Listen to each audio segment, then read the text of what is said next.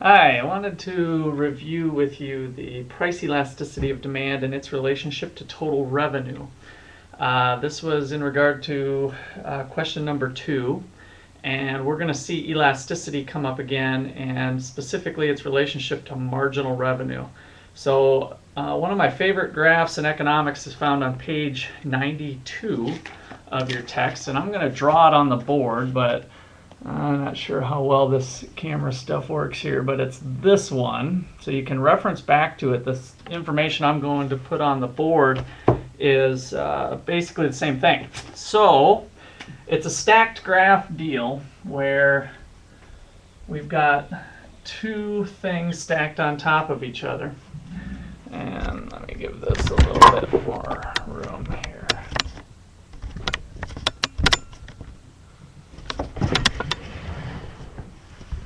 Okay, that's a little better.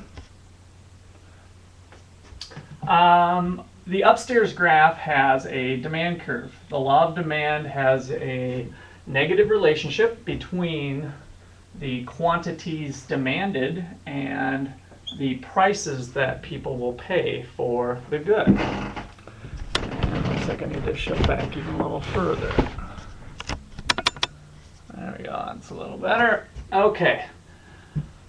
So this is our demand curve, which we will spend a lot of time talking about this semester. Along a linear downward sloping demand curve, the elasticity changes. So the price elasticity of demand, the formula that we look at, is the ratio of the percentage change in quantity demanded divided by the percentage change in price. It's the sensitivity of quantity sold or quantity demanded to price changes. And there's other elasticities too, the cross-price elasticity, income elasticity. In general, the elasticity is just measuring how responsive you are to a change in something. That something is in the denominator, the numerator is what is changing. All right, so back to our graph. If you do this calculation, it varies along the curve because at very small prices, the percentage change in price is very high. So if it was a change in price from $1 to $2, it's almost 100%, or it is 100% under certain ways of measuring it. And whereas if we had $100 and we did 101, a same $1 price change, it's only a 1% price change. So at low prices, the percentage change is big. At high prices, the percentage change is small. Same thing's going on along the horizontal axis. And so that's why we see the price elasticity of demand change at different points along the demand curve. Now, along the vertical axis downstairs, we're measuring total revenue. That's money in the cash register. It is price times quantity. Notice that price and quantity is what we're measuring here. But this is revenue going to the firm. And these two graphs are linked together by the quantity. So the quantity that we're measuring here is the same one we're measuring here. So if this was at 1,000 units, this is 1,000 units.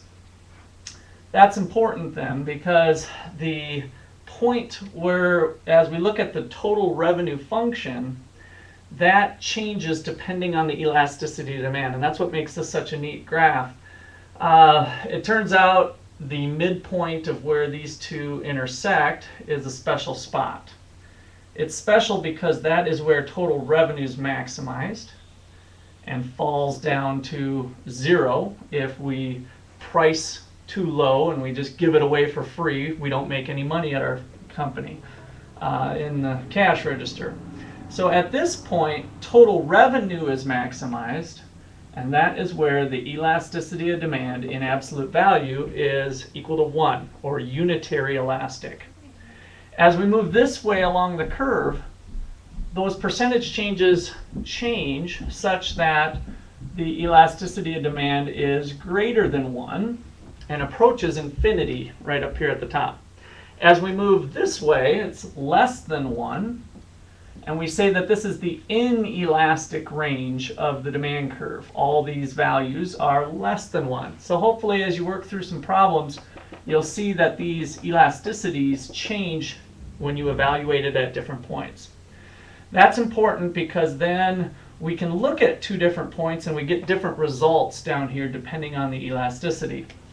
If we decrease price when demand is inelastic, a decrease in price moves us from point A to point B here on the demand curve.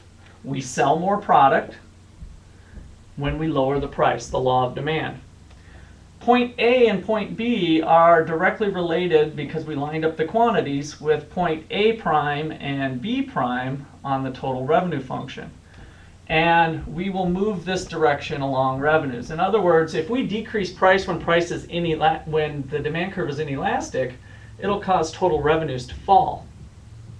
Meanwhile, if we do a price decrease up when demand is elastic and we move from point C to point D, that same price change, maybe it's $1, maybe it's $2, whatever, it can be the same magnitude as what we saw over here, is going to have just the opposite effect on money in the cash register.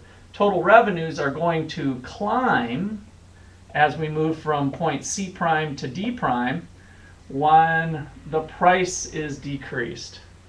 And so hopefully this helps see the relationship between total revenues and price changes.